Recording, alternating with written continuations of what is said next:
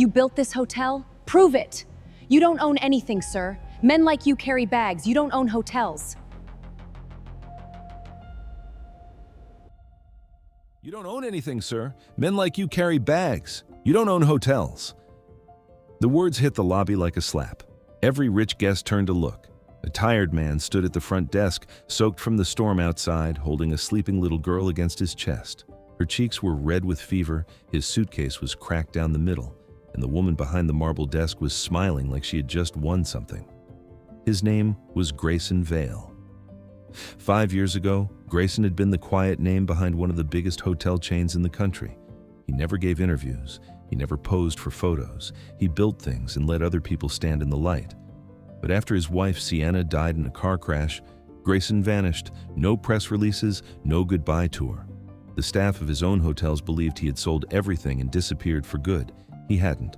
Tonight, Grayson Vale had come back to the Ivory Crown Hotel in Chicago for one reason: not to sleep, not to be seen. He had heard whispers, guests complaining online, reviews quietly deleted, a 5-star hotel that had turned cold. He wanted to see it with his own eyes. He wasn't supposed to need proof of who he was, but by midnight, he would. The last time Grayson had walked through these doors, Sienna had been beside him, laughing about the smell of fresh paint on the lobby walls. That was 7 years ago. Tonight, the paint smelled like nothing.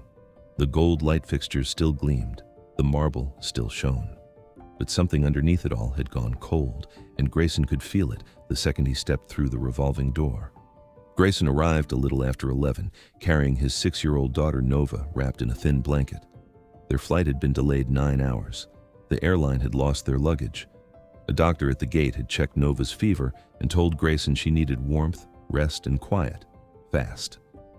He walked to the front desk. Rain still dripped from his coat onto the marble floor. "Good evening," he said.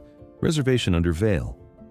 The young man at the desk, Tyson Rourke, glanced at Grayson's wrinkled clothes and worn backpack before even touching the keyboard. "Fully booked," Tyson said. "You haven't checked yet." Tyson sighed like it was a personal insult and tapped a few keys, barely looking at the screen. "Checked, fully booked." That's when the hotel's general manager stepped out from behind the office door. Her name was Brianna Locke, and she wore a sharp red blazer and held a tablet like a shield. "Is there a problem?" Brianna asked, looking Grayson up and down. "My daughter's sick," Grayson said. "I made this reservation weeks ago." Brianna's mouth curved into something that wasn't a smile. "Sir, this is a 5-star property. We can't let just anyone wander in off the street." A few guests near the fireplace laughed under their breath. One of them, a woman in a fur-trimmed coat, pulled out her phone and started filming, not to help, just to catch the moment for her own story later. Grayson noticed. He said nothing. He filed that away too. Grayson looked down at Nova. Her forehead was pressed against his neck, burning. "I'm not asking for a favor," he said quietly. "I'm asking for the room I already paid for." Brianna finally checked the system, and for half a second, her face changed. There it was on the screen. Presidential suite, owner-level access, name, Grayson Vale. She closed the window fast. That was the first twist the guests never saw coming. Brianna already knew exactly who Grayson was, but she had a secret worth protecting.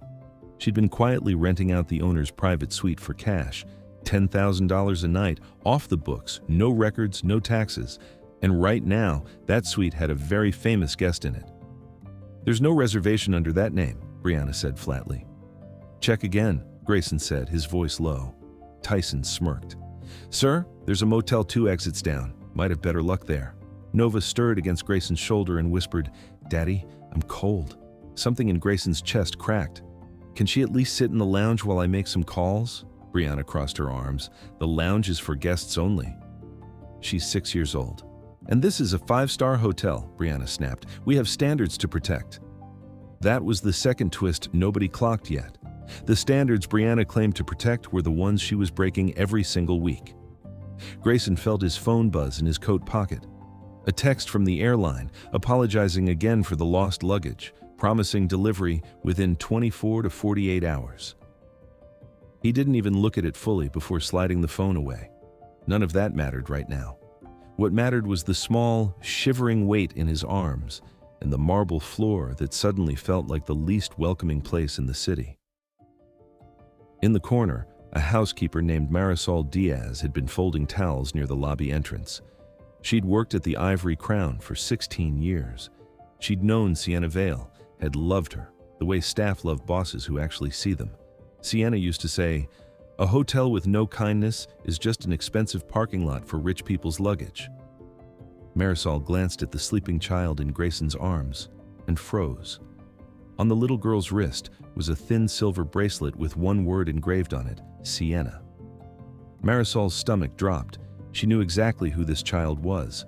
She remembered a spring afternoon years ago, Sienna sitting on the lobby steps with a newborn Nova on her lap, letting the whole staff take turns holding her. Sienna had put that same bracelet on Nova's wrist herself, laughing, saying, "So she never forgets where she comes from."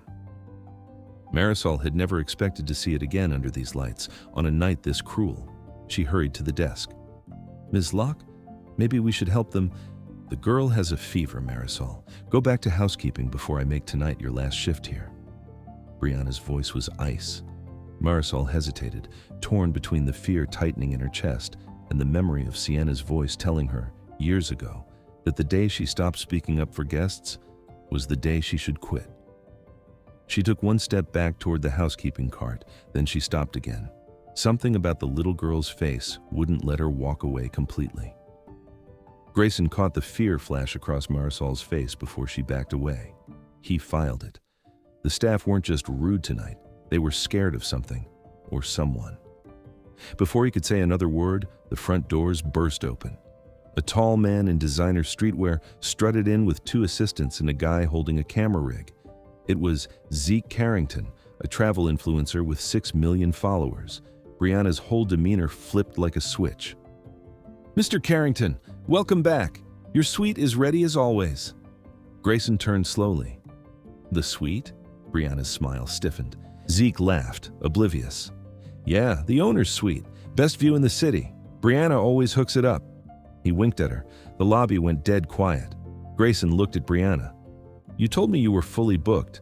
"That suite is reserved for premium guests," Brianna said, chin lifted. "And what am I?" Grayson asked.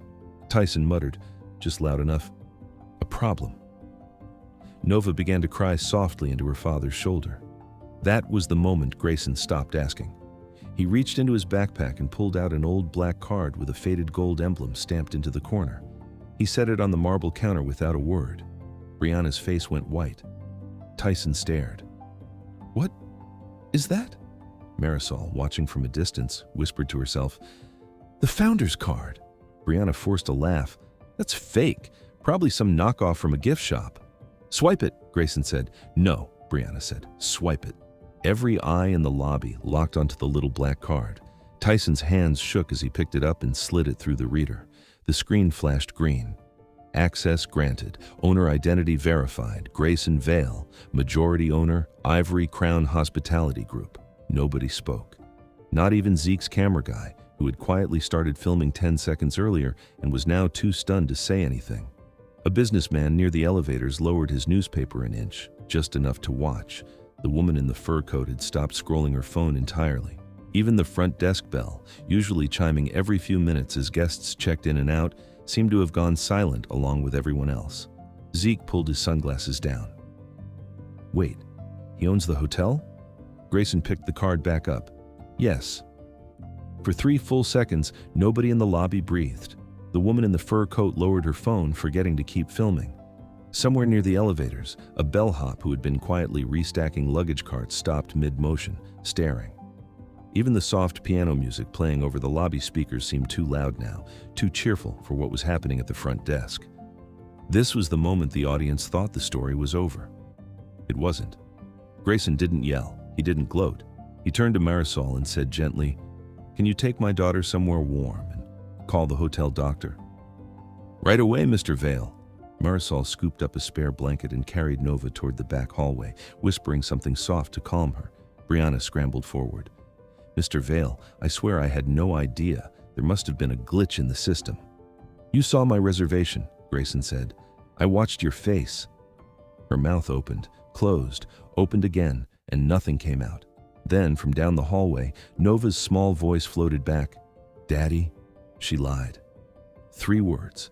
They erased every excuse Brianna had left. Grayson walked behind the front desk. Tyson stepped back like he'd touched a live wire. "Open the admin log," Grayson said. "Sir, I don't have clearance for that." "I do." Brianna tried to block him with her body. "Mr. Vale, this really isn't necessary." "Move." She moved. Grayson pulled up the system logs. The truth loaded onto the screen in seconds. The owner's suite had been secretly rented out 14 times over the past 3 months. Always cash, always off the books, always deleted from guest records the next morning. Fake no vacancy flags had been placed on nights when the hotel was actually half empty, just to keep out guests who didn't look wealthy enough. He scrolled further.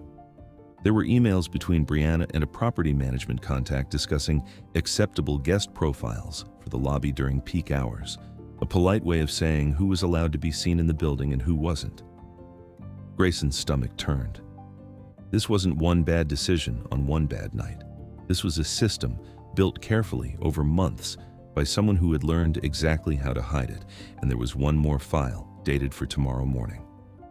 Staff termination, Marisol Diaz. Reason, insubordination, approved by Brianna Locke. That was the midpoint betrayal nobody in the lobby had seen coming, not aimed at Grayson, but at the one person in the building who still had a conscience. Brianna had already scheduled Marisol's firing, for being kind. Grayson looked up, found Marisol sitting with Nova across the lobby, gently pressing a cool cloth to the little girl's forehead. Then he looked back at Brianna. "You were going to fire the only person in this building who remembered what this place is supposed to be." "She disobeyed direct management," Brianna said, voice cracking. "No," Grayson said. "She obeyed something you forgot how to feel." For one long second, nobody in the lobby moved. Zeke's camera guy kept the lens locked on Brianna's face. Somewhere near the fireplace, an old man in a charcoal suit rose from his chair. He had been sitting there the entire time, silent, watching. Brianna's eyes found him, and her whole body went rigid. "Mr. Pruitt," she said, barely above a whisper. Walter Pruitt, chairman of the hotel's board, walked forward slowly, cane tapping against the marble. "Your father asked me to watch over this place while you grieved," he said to Grayson. "I should have caught this sooner. I saw the numbers. I never asked what they cost." Grayson's jaw tightened. "You knew guests were complaining?" "I knew there were complaints," Walter said quietly. "I told myself it was nothing. I was wrong." Grayson looked around the lobby. The gold light fixtures, the fresh flowers, the marble floor gleaming under 100 small lamps, then down the hallway where his sick daughter had been carried to safety by the one person who still cared. Here it was. The silent emotional beat, no shouting, no accusations, just Grayson standing very still, remembering. "My wife didn't build this place so people could feel small," he said, and for the first time, his voice broke. "She built it so tired people could feel safe." Nobody in the lobby said a word. "The night Sienna died," Grayson continued, "she was driving here. A guest had called, crying. A mother and 2 kids stranded after a storm, no room, nowhere else to go. Sienna came in herself at 1 in the morning because she said, 'Nobody gets turned away when they need help.' She never made it. A truck ran the light 3 blocks from here." Marisol, still holding Nova's hand, pressed her palm to her mouth. A few guests by the fireplace lowered their heads. Even Tyson looked sick with shame. Grayson turned back to Brianna. "You told my daughter there was no room for her. You stole from this hotel. You scheduled the firing of the one employee who tried to help us. That's not a mistake. That's a pattern." "Mr. Vale, please," Brianna said, voice shaking now. "I've worked for this position for 11 years. Grayson didn't blink. "And tonight you worked very hard to lose it." He turned to Walter. "Terminate her employment immediately. Freeze every system credential. Send the cash records to legal by morning." Brianna's face collapsed. Security appeared from a side door before she could say another word. Grayson turned to Tyson next. The young man's hands were still shaking on the counter. "You laughed at a sick child," Grayson said. I was just following her lead," Tyson stammered. "Then find better people to follow," Grayson said. He looked at Walter. "Him too." This is where most people assume the story ends, the villain exposed, the good man triumphant. But there was one more twist waiting, and it was the one that mattered most. Walter cleared his throat. "Grayson, Before you finalize the termination reports, there's something you need to see. He pulled a folded envelope from his coat and handed it over. Inside was a letter, handwritten, dated almost 6 years earlier, before Sienna died. Grayson recognized the handwriting instantly. It was hers. Walter, if anything ever happens to me and Grayson steps away from the company like I think he might, promise me you'll keep watching. Not the profits, the people. Promise me you'll find someone who protects this place the way I would. I already have someone in mind. Her name is Marisol. She's been here longer than almost anyone, and she still treats every guest like they matter. When the time comes, give her the chance nobody else will. Grayson stood frozen, the letter trembling slightly in his hand. Sienna had written this before she died, long before Brianna Locke had ever been hired as manager. She had already seen somehow exactly what this hotel would become if the wrong person was put in charge, and she had already chosen who should stop it. He looked over at Marisol, still sitting with Nova, who was finally sleeping peacefully, her fever cooling under the doctor's care. She trusted you before any of this happened, Grayson said, walking toward her. Before Brianna, before tonight, my wife already knew. Marisol's eyes filled with tears. I had no idea she wrote that. She saw something in you, Grayson said. I'm asking you to be general manager of the Ivory Crown starting tonight. Marisol looked down at Nova, sleeping safely in her arms, then back up at Grayson. This was the irreversible decision, not Grayson's, but hers. Taking this job meant stepping into a spotlight she'd spent 16 years avoiding. It meant becoming the person accountable for every guest who walked through those doors every night for as long as she held the position. There was no undoing this choice once she said yes. I'll do it, she said, but only if the doors stay open to everyone. No more locked-out families, no more secret suites. That's the only way I'd let you say yes, Grayson answered. Behind them, Walter Pruitt watched quietly, the folded letter still in his coat pocket. He thought about all the years he'd told himself watching the numbers was the same as watching the hotel. It wasn't. It had never been. He made a private promise to himself, standing there in the emptying lobby, that he would spend whatever years he had left actually paying attention to the people, not just the profit margins Sienna had warned him about so long ago. Outside, the storm was finally letting up. Rain slowed to a drizzle against the tall windows, and the city lights outside blurred into soft gold smears on the wet glass. Inside, for the first time all night, the Ivory Crown felt like what it was supposed to be. By 1 a.m, the lobby had mostly cleared. Zeke Carrington's video, raw, unedited, 23 minutes long, was already climbing past 2 million views, captioned simply, "Hotel manager humiliates sick child.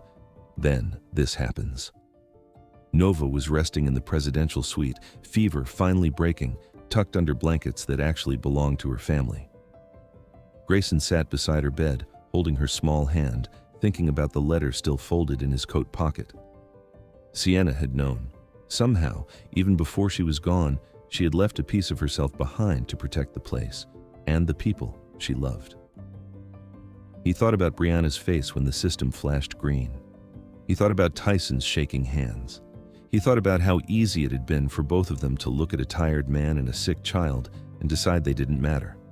And he thought about how close he'd come to walking away that night, to just booking another hotel, avoiding the confrontation, letting the Ivory Crown rot quietly under people who no longer remembered what it stood for. He hadn't walked away. And because of that, 16 years of quiet loyalty had finally been seen. Down the hall, Marisol stood outside the office that used to be Brianna's, staring at the nameplate that would soon carry her own name instead. She thought about all the guests she'd smiled at, while invisible, all the small kindnesses nobody had ever noticed.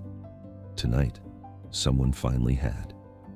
Grayson looked down at his sleeping daughter one more time, then out the window at the storm finally clearing over the city. Some hotels are built from marble and glass. His wife had built hers from something people forgot to protect, the simple decision to never turn away someone who needed a room for the night. In the weeks that followed, the story of that night didn't fade the way most viral moments do. Zeke's video crossed 10 million views, then 20. News outlets picked it up. Other hotel employees from other cities started sharing their own stories about being told to turn away guests who didn't look premium enough. Grayson never gave a single interview about it. He didn't need to. The footage spoke for itself, and Marisol's first policy as general manager, posted at the front desk in plain black letters, did the rest. No guest is ever too tired, too poor, or too ordinary to be welcomed here.